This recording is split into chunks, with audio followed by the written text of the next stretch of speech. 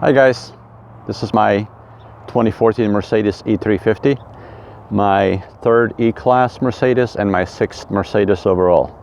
So I wanted to give you a review of what I do like about the car and what I think I don't. Let's look on the outside. This is a 2014, so a year after they changed the body style. 2013 they introduced a new engine. It's a 6-cylinder. Inline 6, 3.5 liter, about 302 horsepower. So this engine was introduced in 2013, but the body style was changed in 2014. You will notice that on the front, it takes getting used to. S-Class, E-Class, and C-Class look almost identical. Now, I don't want the car that I'm paying twice as much look like the one that cost half as much. So I'm not a fan of that, and I don't know how Mercedes feels about it. Obviously has a lot to do with aerodynamics. This is probably the least coefficient, the car with the lowest coefficient, the drag resistance. I think it's a 0.29. So front styling is okay, not a big fan of it. In the back, they kind of went halfway. They kept some and they changed some. I do like it, takes getting used to it. But so this is differentiated from a C-Class and a newer C and E and S-Class. The newer class, you will notice that this portion of the headlights is missing, and I feel that is something that Mercedes can definitely use. It just add a little masculinity to it that makes it a little more aggressive looking. So the styling in the back actually is, I do like dual tailpipes, nicely wrapped around. So the spoiler kind of works for this car, for the trunk, and I do like that.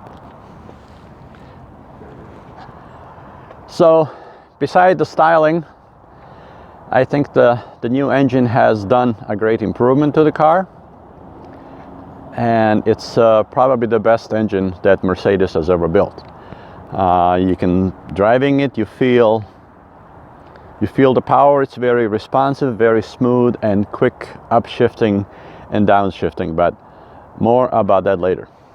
So let's look at some interior feature that the car has. The legroom is sufficient. I'm a 6'2", 6'1", I guess. And the legroom seems sufficient for the back passengers. Leather is a pretty decent quality. This is a standard Mercedes issue. Nothing, not a really luxury car. I never considered the E-Class to be a luxury car. It's more of a driver's car. But a couple of things that Mercedes is still lacking. In the back headrest, in the armrest, there's some storage space and a cup holders. Mercedes is still having issue with the cup holders. Actually, they never quite figured it out, because that seems to be the European problem in general. If you've ever driven on the Autobahn or in European roads, you do realize that you actually do not use a cup holder as much, because you are a lot more engaged in driving than you are engaged in drinking for long distances, 6, 8, 10-hour drives, which Europeans don't do. One other comment about the exterior. These are the sport tires, low profile. I believe they're 245/40 profile. So that is about as low as I would like them, because the lower the profile, the danger of puncturing the tire or damaging your wheel goes up. So with 40 profile, the ride is still fairly smooth, but I do keep an eye on the pressure.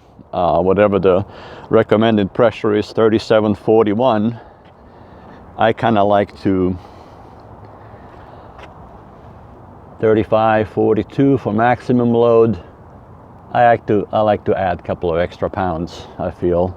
Safer, even though the car computer will show me what the pressure is, and that reading is pretty close. It's not 100%, but it's pretty good indicator what the tire pressure is.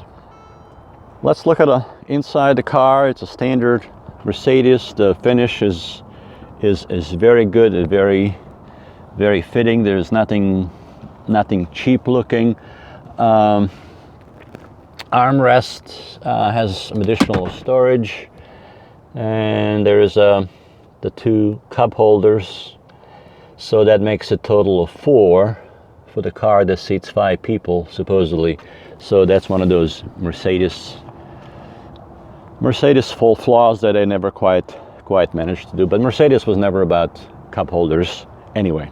So it's a keyless entry and keyless start, which is easy to do. I'm going to start the engine just to make the things there work. On the comfort level, seat warmers work, like them. They do not stay on forever. They'll gradually go to level 1 and then eventually will turn itself off. Contrary to like BMW, which if you set it on 3, heating, they will stay on for the duration of the ignition key being on. Glove compartment, nothing unusual here, just the standard issue. Air conditioning system seems to work great. The GPS is one of the better ones. I've seen that at the Mercedes. They've been having some issues, but this one seems to work all right. Navigation is done almost in 3 different ways. You have a way of navigating going to the menu on the screen by pressing the buttons on the steering wheel. You can also navigate on dash buttons, navigation, telephone, disc, radio, presets and whatnot. Or there's the middle knob that also, I think the BMW came with this initially. This can also serve as your navigation tool. Light system, there's auto lights. I do like the feature. Another feature that I like is the rain sensing wipers. That seems to work really well. One of the features that does not work for me that well is the remote garage opener. I have had a hard time programming it, and it likes to kind of get stuck once in a while. So I'm not sure if this is the car specific or is it my garage opener or whatnot, but that seems not to work that great. This car is, of course, automatic. It's a 7-speed automatic transmission, which you engage the gear in the steering wheel, which you normally in some cars would be windshield wipers or something, but in Mercedes everything functions on the steering wheel. And there are also paddle shifters. If I can show it from here. And they seem to work well as well. So I do like that. There are several settings for your transmission. There is a eco mode, which is it's a preset. The car will start in the eco mode, meaning when the car is warmed up and you are stopped at the lights or whatever, and your foot is on the brake, the engine will shut off, and when you release the foot off the brake, the car will start, and it's automatically in the gear, and you can start driving, which I like it. It works so well so far, but I don't know how many thousands of starts can the starter handle before it goes dead. But so far so good. Supposedly the transmission adapts and learns your driving style. I'm not sure how that works, but it does work. Also, in the central console in the middle, there is settings that you can change from eco or as economy or sport. Each of these 2 transmission modes can be driven manually with the paddle shifters. One of the exterior features that I like is the central locking and unlocking. The car will lock or unlock touching any of the doors, and it works well with some gloves as well. So in the cold winter morning, if you have your gloves on, you can still open or lock the door. Another feature I like is in the trunk. If you have both of your hands full, you're carrying groceries or whatnot, going with your foot under the rear bumper will open the trunk. You have an option of closing the trunk by pushing the button on the left, or closing the trunk and locking the doors, pushing the button on the right. Or as well, if you just kick your leg under the bumper, that will close the trunk as well.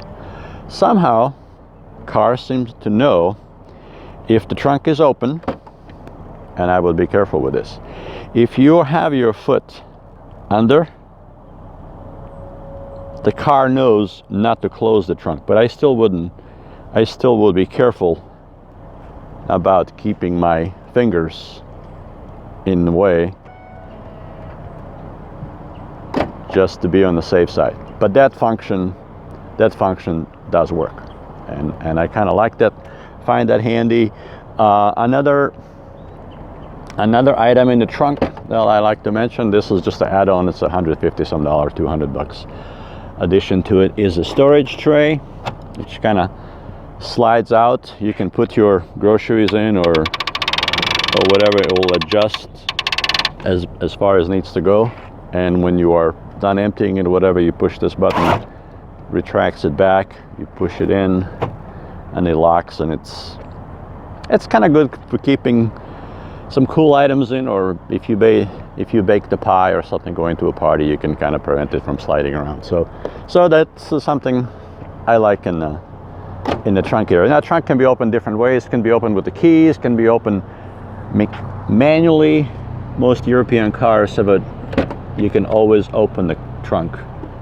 You don't need a key for that. Or you can open it with your foot under the bumper, or there's another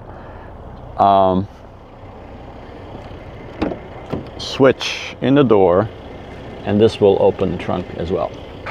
So I like that.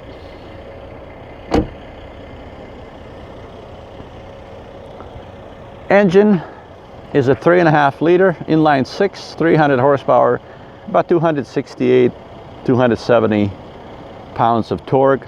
Very responsive.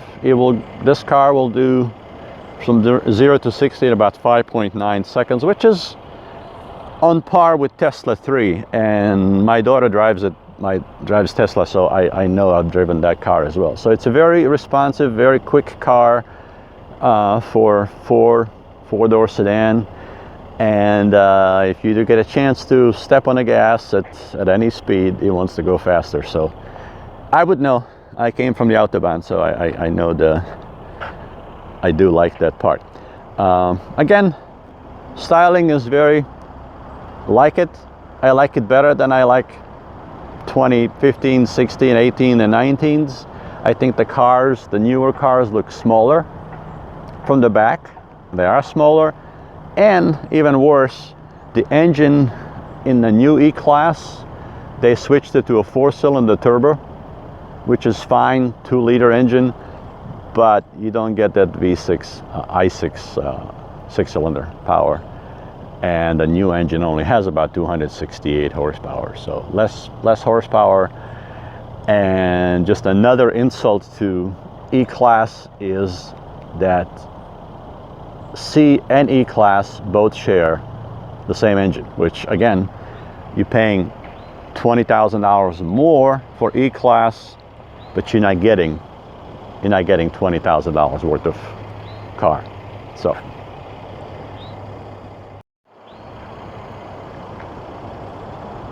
So this is my 2014 E350. I purchased about 2.5-3 years ago at about 60,000 miles. Was a certified pre-owned, and since that time I have put about 30 some thousand. I think I'm up to 97,000 miles right now. So I drive quite a bit. Some of it driving is quite a bit on the interstate. A car is rated 30 miles on the highway and 22 in the city, and I can pretty much vouch for that. I had stretches of interstate where I averaged about 31 plus. But overall, since I own the car, I am at 28 miles a gallon, which I think is really awesome because I do like to press on the sport button and step on it, especially when the roads are clear. No reckless driving here. So very impressed with the mileage for four-door sedan that I consider pretty sporty. 28 miles a gallon is very good in my opinion. No additional expenses have I had, so that's a big plus. I had my basically trips to the dealers were oil changes, which are good for 10,000 miles. And that's about the only expenses. I just put the gas in and go. Speaking of gasoline, the factory recommends 91 octane, but 91 is sort of weird number in America because we either have 87, 89, and then 93 or 95. We really don't have a 91. However, I learned that Mercedes or many other car computer systems will determine the quality of fuel anyway, and they will adjust the timing and ignition and that type of thing accordingly. So I have been purchasing a regular unleaded at the reputable stations, BP and those type of stations, Exxon, and I had no issues in performance or anything that I've noticed that the car is lacking because I'm just buying regular gasoline. And we kind of extended this practice to my wife's BMW as well, which is also running on unleaded, even though that's not what's written on the manual and whatnot. So no issues there. That's just, you can do with that what you want. It works for us. I have no issues. Like I said, the computer system adjusts whatever fuel you give it. I figure if it accepts E85, which is even less octane, I'm thinking 87 is fine. So 2014, 28 miles a gallon overall, about 97,000 miles, just closing on 100 pretty soon. So far, no issues with the car. Oil changes every 10,000 miles, and the cost for that is probably, it's about $180 plus minus. It's different every time. I don't know, whatever. It depends on how much the dealer needs or stock market price, or I'm not sure why oil change is different every time, but it's about $180, and that is fine. That's okay. It uses synthetic oil. No issues with that whatsoever. So the final conclusion: love the car, love to drive it, try to keep it in a good maintenance shape, clean, and take care of it. And I hope you like yours as well, or if you are considering buying a good used Mercedes, which I'm always in favor of. I have never bought a new car, but then I've never had a loan on the car either, so I find more value in 2-3 year old vehicles, especially if they're well made to begin with. So I do recommend it. I like 2014 because it has a newer body style and a newer engine. Actually like it better than the most recent style or the engine because the car looks smaller and it has a smaller engine and a less horsepower. So this is the best value. This is my third E-Class. I had the original back in, it was a stick shift. It was E280, I believe, in 1982 or something. That was a rough car, but fun to drive. I had a turbo diesel one before this. I love diesel. Being from Europe, I'm passionate about diesels, but American market is not a big fan of a diesel, and they're just in some years Mercedes did not even import diesel. So I figure, well, I'm not going to be the one to save the diesel or whatnot. So I abandoned diesel and went back to gasoline. So